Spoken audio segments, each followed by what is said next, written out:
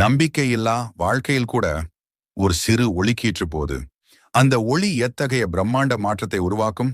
வாருங்கள், கந்தனின் கருணையால் ஒரு விவசாயியின் வாழ்வு மாறிய கதையை பார்ப்போம். கந்தன் என்ற ஒரு விவசாயி. மழை இல்லை, விளைச்சல் இல்லை, கடன் கழுத்தை நெரிக்க குடும்பம் பசியில் வாடியது. முருகா, என் கஷ்டத்தை நீ பார்க்கவில்லையா என்று அவன் கண் கலங்கினான். ஒரு நாள் அவன் தன் ஊரின் பழமையான முருகன் கோவிலுக்கு சென்றான். அங்கே தனது கஷ்டங்களை எல்லாம் முருகனிடம் கொட்டி அழுதான்.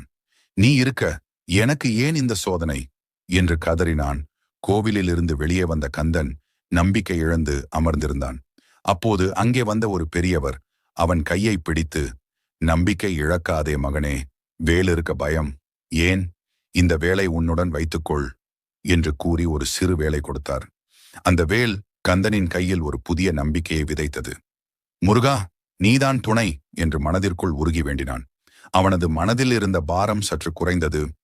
அடுத்த நாள் கந்தன் வழக்கத்தை விட அதிக உற்சாகத்துடன் தன் வயலுக்குச் சென்றான். மழை இல்லாவிட்டாலும் தன்னால் முடிந்தவரை நிலத்தை உழுது விதைகளை விதைத்தான். என் உழைப்புக்கு நீ அருள் செய் முருகா என்று வேண்டினான். என்ன ஆச்சரியம்! கந்தன் விதைகளை விதைத்து முடித்ததும் திடீரென கருமேகங்கள் திரண்டன.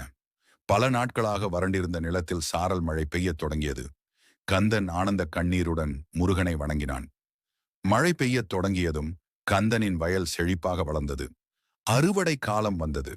அவன் குடும்பத்துடன் இணைந்து மகிழ்ச்சியுடன் அறுவடை செய்தான். முருகனின் அருளால் அவன் கடன்கள் தீர்ந்தன. வீட்டில் செல்வமும் அமைதியும் நிலவியது. கந்தன் தனது நிலத்தில் கிடைத்த முதல் விளைச்சலை முருகனுக்கு காணிக்கையாக்கி கோவிலில் அனைவருக்கும் அன்னதானம் வழங்கினான்.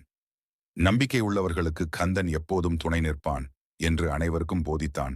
கந்தனின் கதை நமக்கு உணர்த்தும் பாடம் ஒன்றே ஒன்றுதான். எவ்வளவு பெரிய கஷ்டங்கள் வந்தாலும் நம்பிக்கையை மட்டும் கைவிடாதீர்கள்.